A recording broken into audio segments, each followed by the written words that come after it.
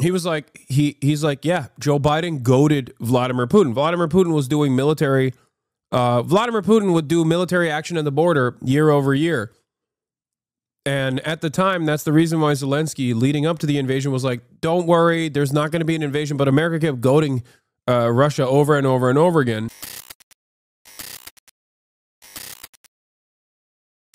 All right, let's talk about Vladdy Poo. Welcome to Fox News Sunday. I just scrubbed him down below. Was attacked by Israeli settlers. Sorry if you talked about it. Dude, I don't... Why the f*** do we have a pinned tweet, man? Why do we have a pinned statement? Nobody reads it. I'm losing my mind. Yes, dude, I have talked about it. Please, just check the pin. You did not scrub the VOD, because I did talk about it. And if you scrubbed the VOD, you would know that I had talked about it. Oh. Thank you, Shannon. Thanks for having me. So we know more talks are set to go between Ukraine and Russia and Saudi Arabia tomorrow, and yet we continue to see these attacks like we've seen in Odessa, like we've seen in Kyiv, leading to death and destruction. The ranking member of the Senate Foreign Relations Committee, Jeanne Shaheen, says this: when Trump asked for the to stop, Putin refused. Putin does not want peace, and it is time for the president to realize that. Are you convinced he wants peace? I feel that he wants peace. The president had two very productive calls this week. Bro, is this a f***ing joke? Or last week, I should say. One with President Zelensky, one with President Putin. I sat and listened to both of them. In both conversations, it was all about a lasting peace. Lots of progress got made last week. The parties agreed to an energy infrastructure moratorium on attacks for energy infrastructure. I think that you're going to see in Saudi Arabia on Monday some real progress, particularly as it affects a Black Sea ceasefire on ships between both countries. And from that, you'll naturally gravitate into a full-on shooting ceasefire. Okay, you have said recently you don't, quote, I don't regard Putin as a bad guy. You've said you feel like you can negotiate with him, but here's how the National Review describes him. They said he's a tyrant who murders, maims, and imprisons his critics, who has abolished civil society and independent media in Russia, who has invaded a neighbor, engulfing that country in violence for the purpose of crushing and subjugating it. Goes on to say that Russian forces have committed mass kidnapping, torture, rape, and murder under Putin's guidance and leadership. So where do you get to that assessment about him not being a bad guy? It's just crazy to imagine a world where they talk about Israel on such terms, because it is like 100% applicable to Israel. Just a thing that I always have on the top of my mind whenever I hear the media remember their morality when covering a large regional power work to destroy the smaller country that it's bordering. They never seem to have that energy for Israel. You know, Shannon, I met with President Putin twice at the direction of the president, because everything I do is at his direction. And they were productive meetings. We accomplished quite a bit. We opened channels of communication. President Putin told me at the first meeting that he had had no conversation with the prior administration, in particular President Biden, for 3.5 years. I'm not sure how anyone would expect an end to a conflict when you're not communicating. So we had a very, very good conversation, productive. We discussed real ways to end this conflict. That led to a second conversation. First conversation being close to 3.5 hours. Second conversation being in that time, in that space as well, 3.5 or 4 hours. That led to by the end of the second conversation, we had proposals on an energy infrastructure ceasefire and a Black Sea moratorium on firing on each other. I think it's crazy that Vladimir Putin is not even remotely interested. People say like, oh, why are people acting like Putin's word is solid? Bro, Vladimir Putin is not even giving them the W that they are desperately looking for. They're basically begging him at this point to like give them any W whatsoever. And he is not complying. He is in a way behaving exactly like Israel, ironically enough.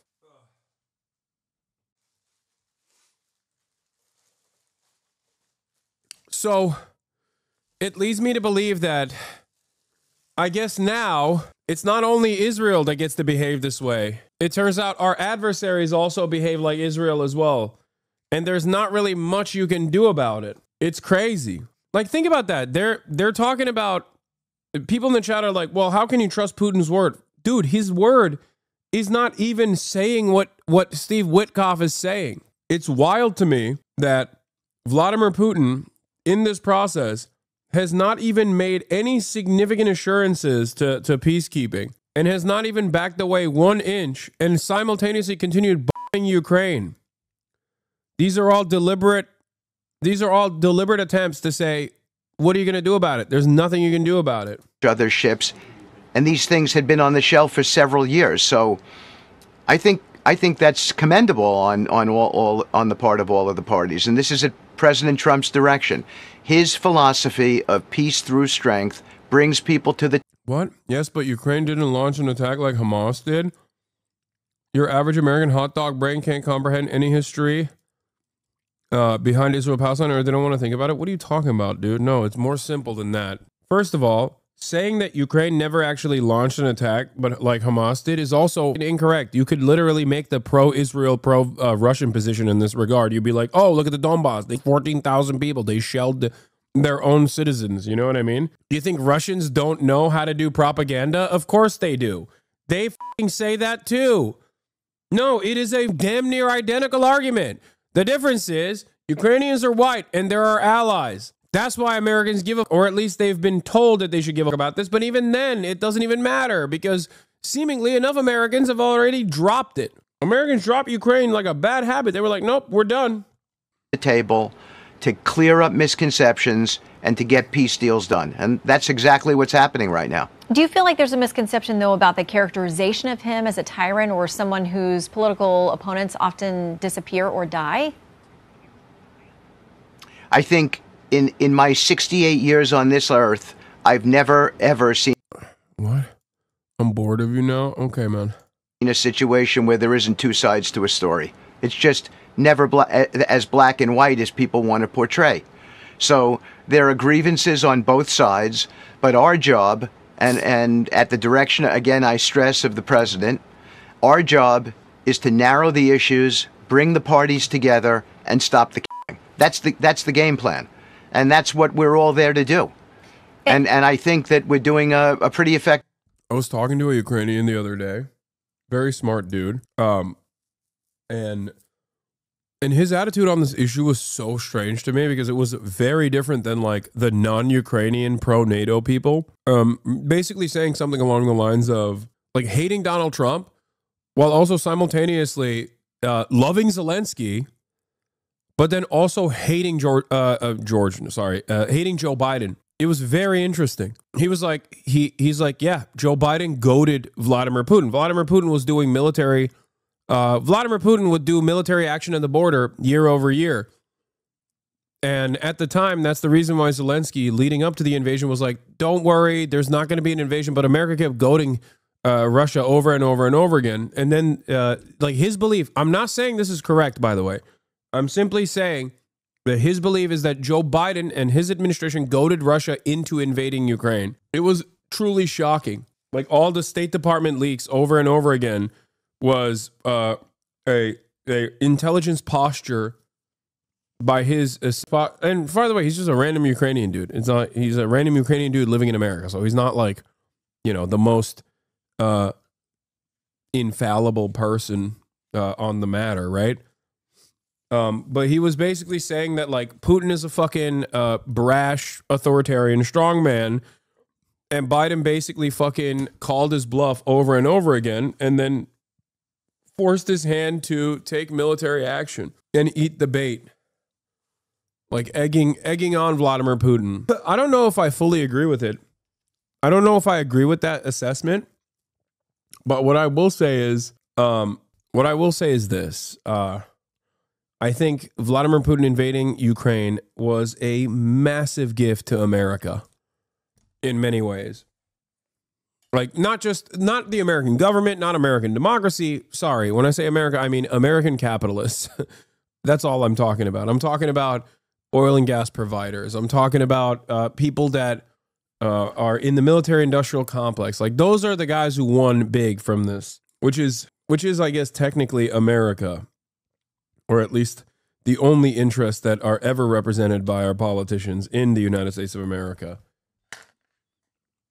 Active job of it, and I think you'll see a lot more progress get announced after Monday.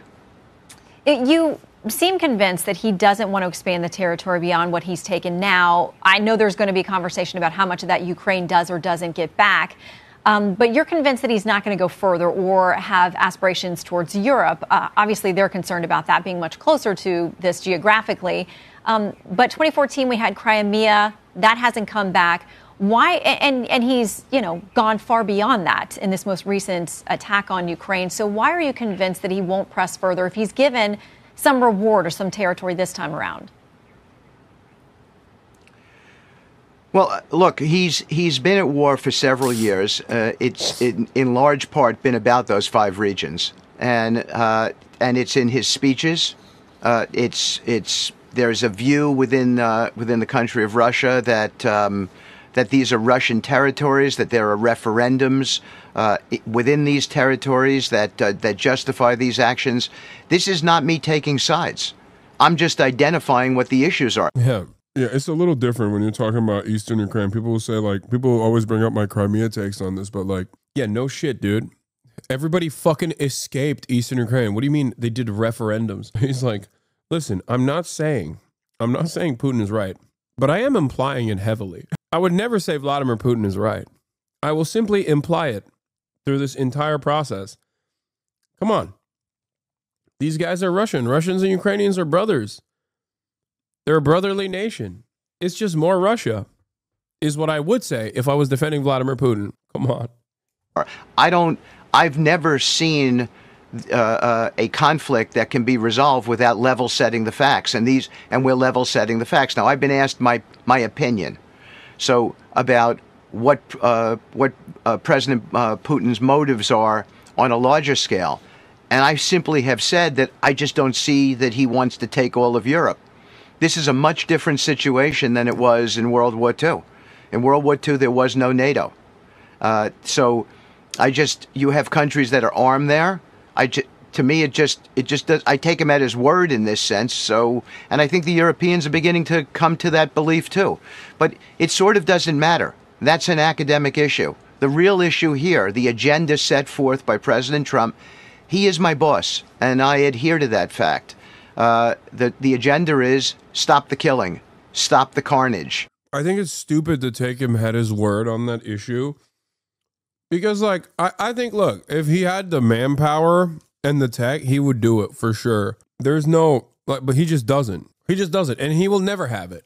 I don't even think if Russia and America were role reversed, they would have the power to militarily overtake the entirety of Europe. If America was if America was in the location that Russia was in, I don't think America in all of its might and all of its military would be able to permanently occupy the entirety of the European continent. They would not be able to. I don't even think Russia is capable of permanently occupying the territories of Eastern Ukraine that it currently has. It's just not happening. 1, there's nukes, and 2, insurgencies are impossible to deal with. So I don't think there's any capability.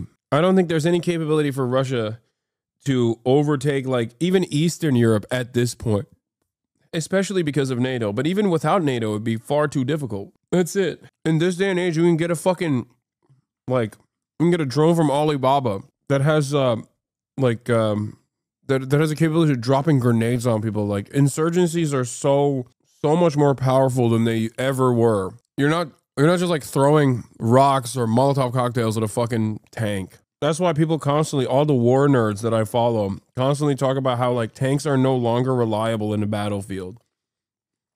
Tanks no longer have any motion in the battlefield whatsoever. They're done. You have a multi-million-dollar hunk of metal that turns into nothing. That turns into a shit box. Because it can be completely dismantled by a fucking drone. If a If a maximum $10,000 drone can destroy like a multiple $1 million tank, you can't use it anymore because wars are done through attrition. It's about how much money you can waste. It's about how much money your enemy has at its disposal. And if a shitty ass drone can just destroy a tank, it's over. It's done. Especially because they're readily available, accessible. You can use it from afar. So that's the way I see it. Huge oversimplification, to be honest. They've been used differently, but still crucially important in Ukraine. I guess the only utility for tanks in Ukraine is that it's like out and about open fields and you can still ride it. Whereas like in terms of counterinsurgency, tanks are a fucking death trap. There's two reasons I think why tanks are no longer as hot as they used to be. One is because when you're doing a counterinsurgency action in a fucking city, you're cooked. You can get flanked from multiple locations.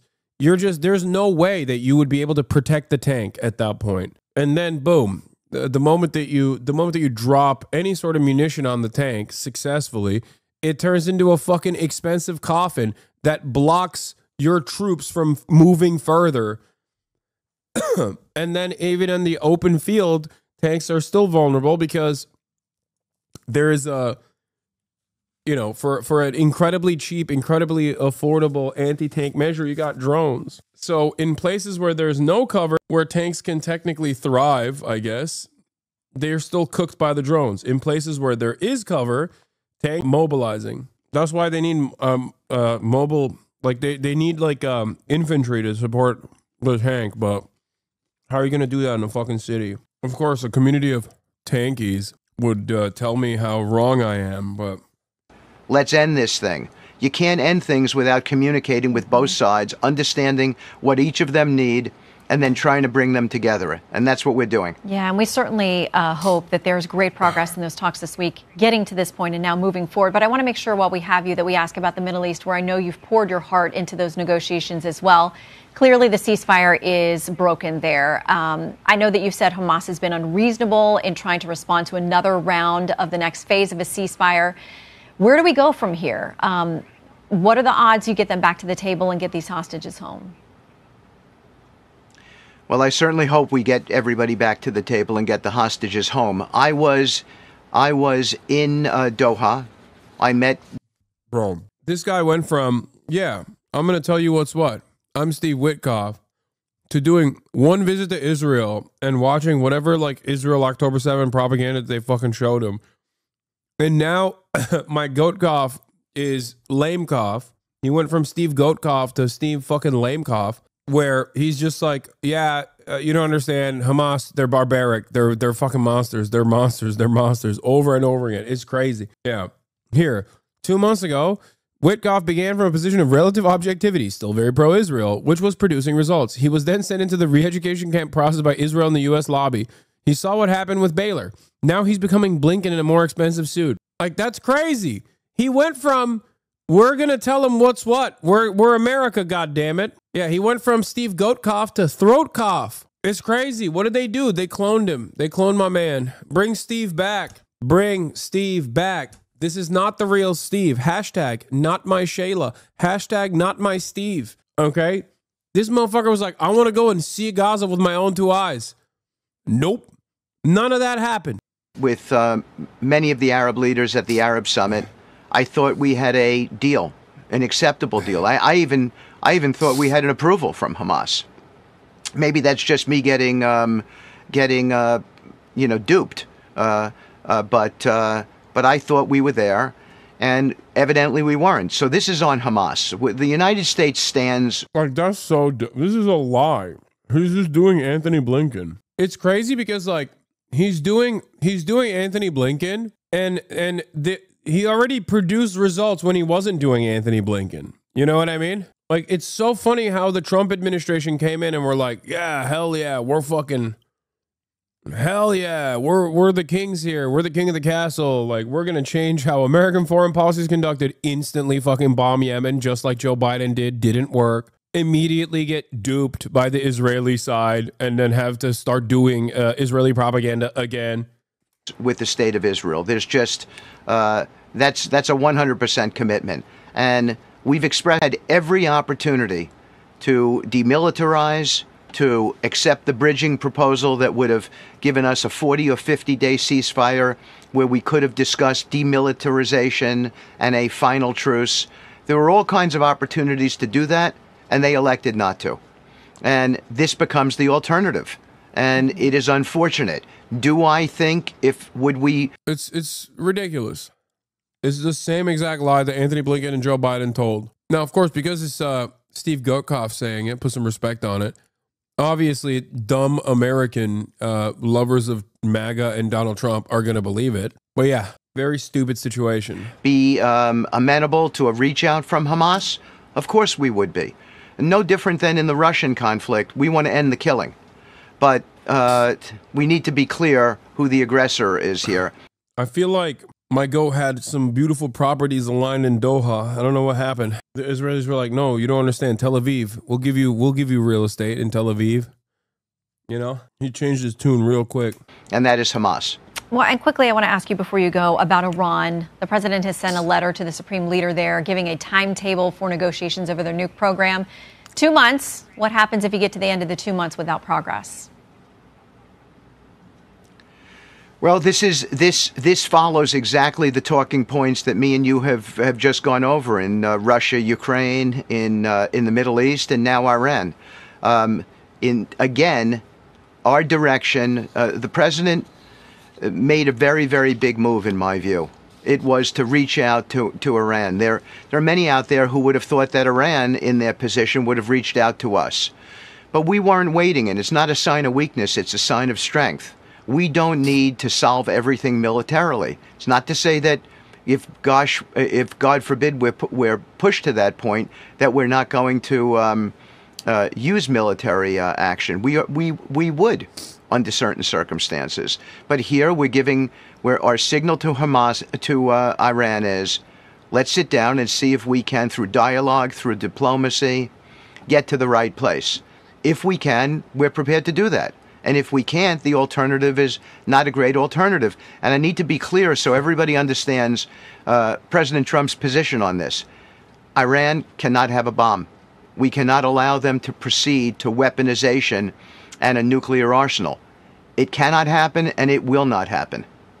Well, you've got several difficult assignments. We know the president has great confidence in you, and we wish you all the best in making progress on these really difficult. Witkoff, thank you.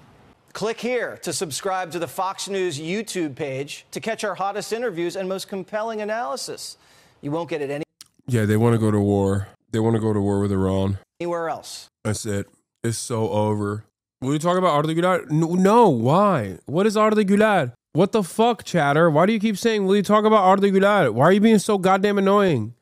What did Arda Güler do? Brother, thoughts on the Turkey versus Hungary game yesterday? Arda Güler is goated. I don't care. God damn, dude. Shut up. This motherfucker, bro.